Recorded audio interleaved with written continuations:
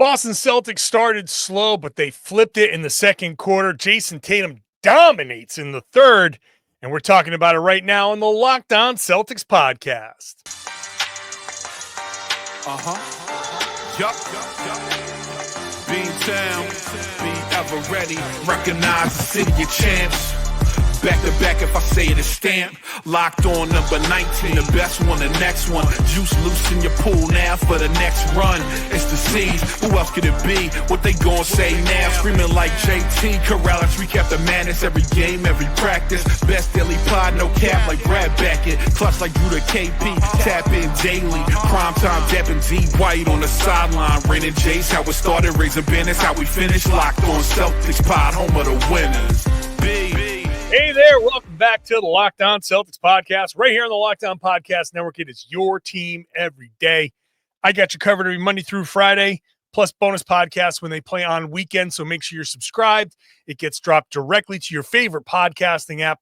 We're on all of them. We're also on YouTube, so make sure you're watching the show there. Get into the comment section. It's the best place to go after a Celtics game, especially after one where they dominate the Miami Heat in the second half. Today's show brought to you by the new Locked On Celtics newsletter. Go to LockedOnDaily.com.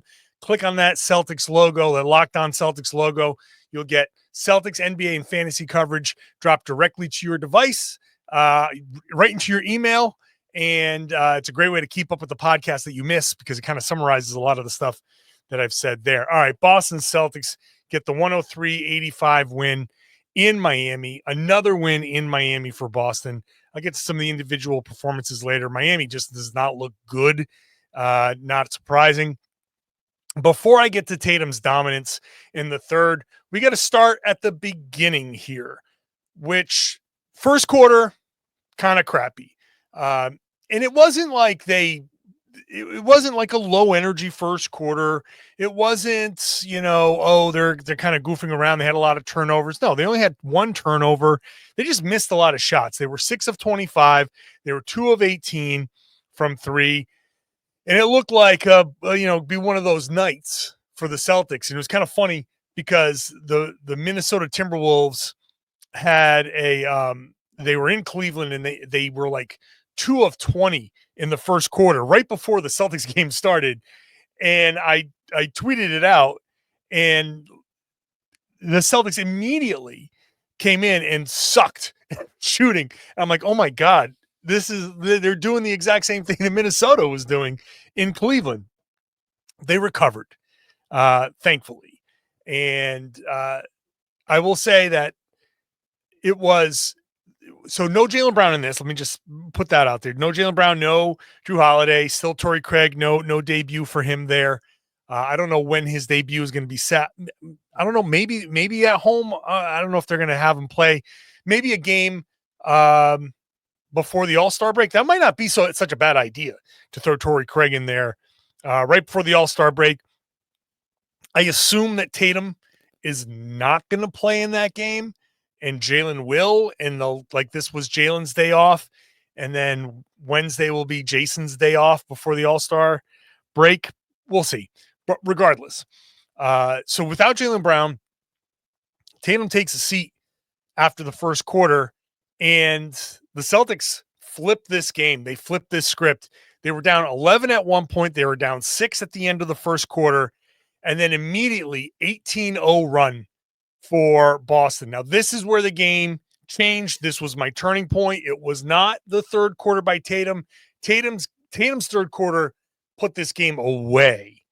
This second quarter flipped it from Miami, not in control, but Miami had the game in the first quarter. Like I said, they were up 11. And if Miami was any better, they might have pulled away and put some more distance between them and Boston. But that second quarter was where everything turned around. Where do you start with that second quarter? How about with Payton Pritchard, who played the whole second quarter, one shot, only took one shot. He missed the 3-pointer, but he was part of a plus 15 in that second quarter because he had 6 assists, 5 rebounds, 2 steals. One of my favorite things about this game was these non-Tatum, no Jaylen Brown minutes where the Celtics really picked up the pace. And it's something that I wrote on Boston Sports Journal before the game. Did I introduce myself before? If you're new to the podcast, I'm John Karalis, by the way. I'm a beat writer. I cover the Boston Celtics. I've been covering the Celtics for about 20 years now. And I cover the team for Boston Sports Journal. And on my preview for Boston Sports Journal, I was so excited about this game that I forgot to introduce myself. I wrote, one of my bullet points was playing fast without Tatum and Brown. The Celtics with Tatum and Brown and Porzingis and, Drew Holiday, they play slow. They're one of the slowest paced teams in the NBA. But without them, with Pritchard, with Hauser, with Derek White, that group can play fast. They get up and down. And man, that pace in the second quarter was great. They played with defensive intensity. I thought the defense was really good. They had 2 steals, but I'm sure there were a lot more deflections. They forced Miami. Force is doing a lot of work in this sentiment here, because I think Miami also missed a lot of open shots. But I'm going to say they forced Miami to 23% shooting, and Miami only had 4 offensive rebounds. Look, when you miss 20 shots, yeah, you got 4 offensive rebounds. The Celtics got no offensive rebounds because they hit 12 of 20 shots. There weren't a lot of offensive rebounds to get. I think that offensive rebounding percentage is still pretty low for Miami. So the Celtics did a good job clearing the rebounds. They out-rebounded Miami 16-12, even with Miami getting 4 offensive rebounds. That and some of that was towards the end. Miami just missed everything. The Celtics ran off of the misses. Sam Hauser went nuts, 12 points in the second quarter.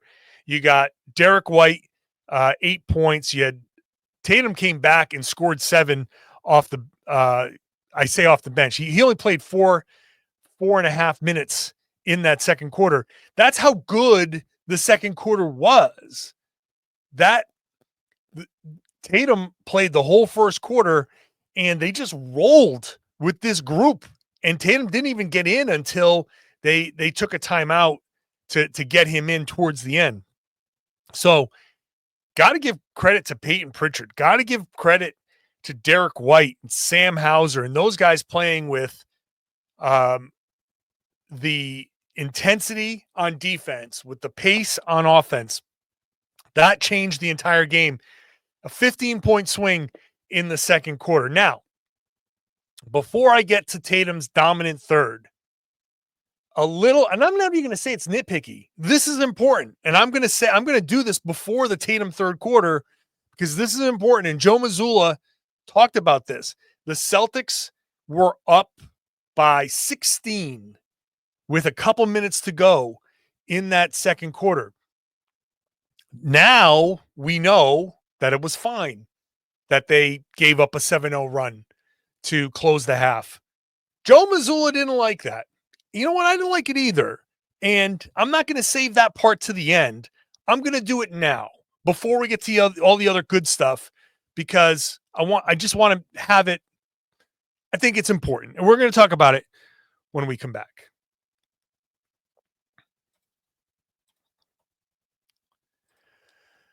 Today's show is brought to you by Open Phone. Running a small business means you're wearing a lot of hats. Your personal phone becomes your business phone, and before you know it, you're juggling customer calls all day and night. As your team grows, it becomes impossible to manage everything with just your personal number. That's where Open Phone comes in. It's the #1 business phone system designed to help you keep your work and personal life separate. So important to keep that separate. For just $15 a month, a cost of a few coffees, you can get complete transparency and visibility into everything happening with your business phone number. Open Phone works through an app on your phone or computer and integrates with tools like HubSpot and hundreds of others. It also uses AI-powered call transcripts and summaries, so you'll have a rundown of your calls and action items the second you hang up. If you miss a call, No problem. Automated messages are sent directly to your customer, ensuring you never miss an opportunity to engage. Right now, OpenPhone is offering 20% off your first 6 months when you go to openphone.com/lockedonnba. That's OpenPhone, OpenPhone, openphone.com/lockedonnba for 20% off 6 months. Openphone.com/lockedonnba. And if you have existing numbers with another service, OpenPhone will port them over at no extra charge. Thank you for making Locked On Celtics your first listen every day. Go check out Locked On NBA and Locked On NBA Game Night, covering every game in the association, including the Luka Doncic debut in Los Angeles, which is the big story on this night, despite the Celtics' big win in Miami. Yep, the Lakers are going to be the top story. So go check that out. The new Locked On NBA Game Night, 7 days a week, plus afternoon debate style show with a few of our guys, which is a great show as well. You get two podcasts on that feed. So, second quarter, Jayson Tatum makes a few mistakes. Makes stabs at a ball in the backcourt, ends up giving up a layup. Takes a three, which he admitted after the game was an ill-advised three. Gives up a 7-0 run at the end of the second quarter. So before I get to Tatum's big third quarter, I think the stage needs to be set where Boston goes into the half up 9 instead of potentially up 20 or more, because they were up 16. If they had just won the last couple minutes and held it to 16 even, that would have been that would have made this game even, I guess, more dominant. But I know right now at 103-85, you look at it and you're like, who cares? But if it wasn't Miami, let's say this exact same quarter happened and it was against Cleveland or OKC or the Knicks, or pick a team that's not mediocre, right? Miami's a 500 team, hovering around 500. That end of quarter can be devastating. That sends the team into the half with some momentum, and they can come out. That becomes a real dangerous spot. So Joe, after the game, really highlighted that and said, look, when we're sitting here after a close loss, this type of thing, that end of second quarter, is where that close loss starts to happen, because you've given up a lead, you've given up these opportunities to other teams, and that will give them a chance to come back, make a game close. Maybe you have to work a lot harder than you thought you were going to have to work. And so it's important to close quarters strong. Now, Tatum knew he was responsible for that, so maybe that's why he came out in the third quarter and was absolutely freaking dominant. Absolutely, just whatever he needed to do, dominant. Starts with him just getting a clean look at a three right at the break, mildly contested. Once that went in, forget it. The Celtics got him the mismatches he was looking for. Miami running double big, was playing drop coverage, and Tatum went after him. Khalil Ware was in drop coverage. Once Tatum saw him drop below the 3-point line, he pulls up. The Celtics did a great job of spacing the floor, did a great job of having guys in the dunker spots. Those plays where there's one where Derek White's in the left dunker spot, which, if you're not familiar with the dunker spot, if you're facing the basket down right on the baseline to the left, that's the dunker spot. Like, it's named that because you can dump it off to that guy and you can go in for the dunk. So with Derek White down there, or Luke Cornett down there on one of the plays, Tatum drives, so he gets past where? Gets past maybe Adebayo on one of them. You could see the Miami defense. They actually had two on Tatum, and they were worried. They were worried about Derek White in the dunker spot. They were worried about Luke Cornett in the dunker spot. They were worried about Sam Hauser in the corner. They were worried about shooters. They were worried about dump offs. They were worried about all that stuff. And it seemed like Miami couldn't quite commit to what they were doing. Either at that point, you either just blitz Jayson Tatum or you don't. They had a few plays there where they kind of went at Tatum and somebody ran out of his way. So Tatum just kept on going. He attacked well and got to the basket, did whatever he wanted. It was a superstar of superstar quarters. That was a quarter where you look at that guy and you're like, that's some MVP stuff right there. That was Tatum playing his absolute best basketball. And after a first quarter where he didn't even hit a shot, 0 for 5 in the first quarter, he only hit 2 free throws. Second quarter, he comes in and hits a couple of shots. Third quarter, that's his quarter. 8 of 11, 3 of 5 from 3. He had 4 rebounds. He defended well. He only had 1 assist, but that's all he needed, really. This was all about him getting to the basket. But I don't think any of those baskets were assisted, but absolutely when you look at it, and I'm breaking it down on Boston Sports Journal, when you look at it, you can see the influence of maybe no one had an assist in that stretch for him, but his teammates really, really opened things up. So Tatum dominates that third quarter. The Celtics break it open. They win the quarter 36-22. The Celtics ended up winning the middle 2 quarters 70 to 41. Yeah, because they scored 34 points in the second, 36 points in the third. So they scored 70 in the second and the third.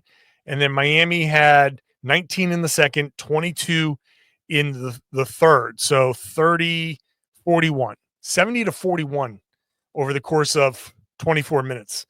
So absolute domination. Fourth quarter didn't matter. They lost at 20-15. That just didn't matter. It was that they didn't. I don't even care about the fourth quarter. I don't even remember anything from the fourth quarter. All my memories are from that second and the third quarter. The first quarter doesn't matter anymore either. Let's get into just Miami looking bad and some other individual performances. We'll do that when I come back.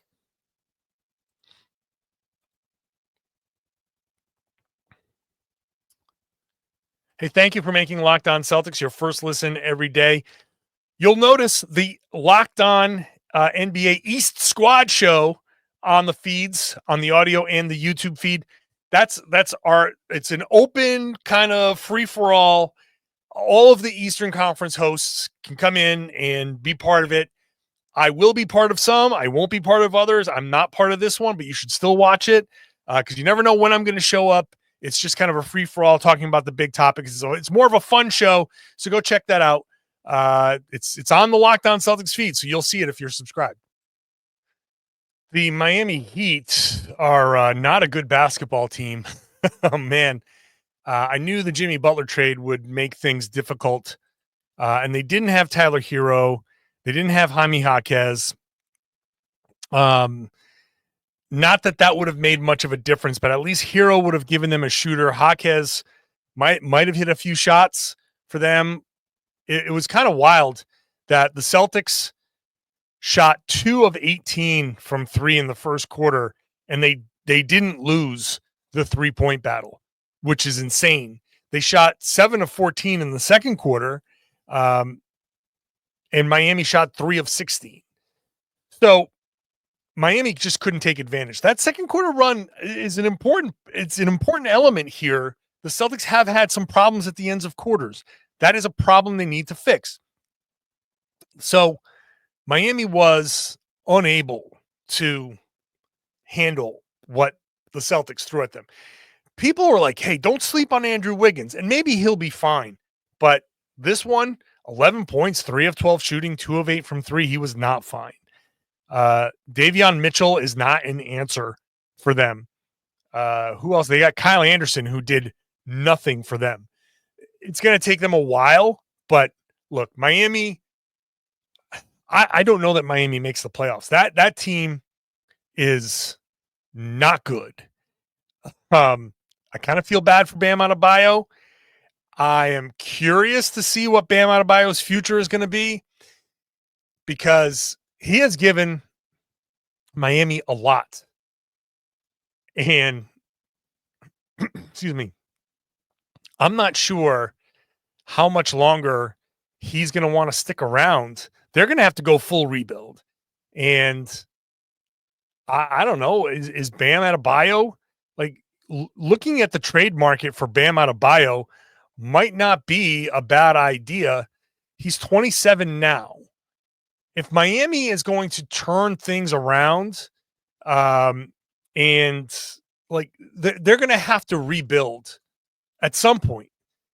I don't think Tyler Hero is the big answer over there.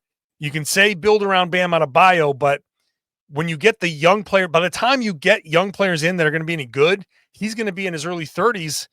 And I mean, I know he's under contract, and so I don't know how a trade will go, but they may want to consider moving him, which may make things interesting for Boston. I don't know how that affects Boston, but I'm just throwing it out there that when Miami starts to think about how they want to move forward, I know that Bam is easily a building block piece. He's part of a winning team. But when you get to the point where they actually are going to be any good, how good is Bam going to be? I think if you maximize the 27-year-old, you could probably, before he hits that $50 million salary, he's under contract next year for 37. I think if you can move him this summer or next trade deadline at a piece that's easier to match, some of these teams might give up a fair amount of their future for a guy like Bam Adebayo. So Miami might need to consider that. It could change the East. It could change how the East is constructed. But Miami is mediocre at best now. And hey, listen, I know Miami Heat fans are going to sit there, and if any Miami Heat fans are even in the comments, it's coming for Boston in a few years. It comes for everybody. This is just Miami's time. This is the beginning of the end. Got to rebuild. I know, Miami doesn't rebuild. Well, you know what? Sorry. In this second apron time, everybody rebuilds. Everybody rebuilds, except for maybe the Lakers. Individual performances. Obviously, Tatum had the monsters third quarter, 38 points, 8 rebounds, 2 assists, a block. Al Horford, just going down the box score, was really good. 4 of 8 from 3. Just the shots that he hit were timely. This was a perfect Al Horford game. 16 points, 10 rebounds, a couple of block shots. This is bottle this Al Horford performance. I will take 16, 10, and 2 blocks every time. That's the perfect Al Horford game. So give me that as often as I can get it. Porzingis could not hit a shot from 3. He was 1 of 6. He shoots a little bit of a line drive anyway. Like, he's not going to get a ton of arc on it. He's 7.5 feet tall. So he's already shooting from above the rim anyway. So he doesn't need a lot of arc, but it felt a little flatter than usual. And a few of those shots, just because it's so flat and because it's from so far away, there's the angle, the speed. That means the force that it hits the rim and that angle that it hits the rim, a lot of that and it bounces in and out. So he got hit with a few of those. But inside the arc, what was that? 7 of 9? Really good. Also a couple of blocks, a couple of assists, 9 rebounds. Celtics protected the rim really, really well. Luke Cornett was, same thing. Luke Cornett did a good job. Nemish Keita did a good job. Celtics centers did a good job protecting the rim. Sam Hauser, all his damage done in the first half, mostly in that second quarter. Super important to get that hot, 5 of 8 from 3 to put this game Sam Hauser kind of put the game away with his shooting, and Tatum just came in and hammered that point home. Derek White hit that crazy out of bounds shot to end the third quarter. That was beautiful. That made it, I think that made it a 23-point game right in front of the Heat bench. That was a lot of fun. Tatum sat there with his arms up, like, yeah, all right. I love it. It was really good. Like I said, Pritchard was really good. We got a little early Shireman minutes. He didn't do much, but grabbed a few rebounds. He had an assist. Missed both threes that he took. But one of the questions that I was asked on Boston Sports Journal was, did he help his cause? I'm like, I don't know if he helped his cause, but he didn't hurt it. I think it was, 10 solid minutes. He came in that first quarter when the Celtics were just missing everything. And Brad, I keep saying Brad. Joe Mazzulla, I don't know why I'm on lately, maybe because Brad Stevens spoke. I still want to say Brad made it. Joe Mazzulla is the head coach. Joe made the call because the Celtics were missing everything in that first quarter. And he said, I need somebody that can maybe hit a shot. Somebody who can come in and hit a shot. That's why Jordan Walsh, if Miami couldn't miss and the Celtics were playing normal, he might have gone with Jordan Walsh.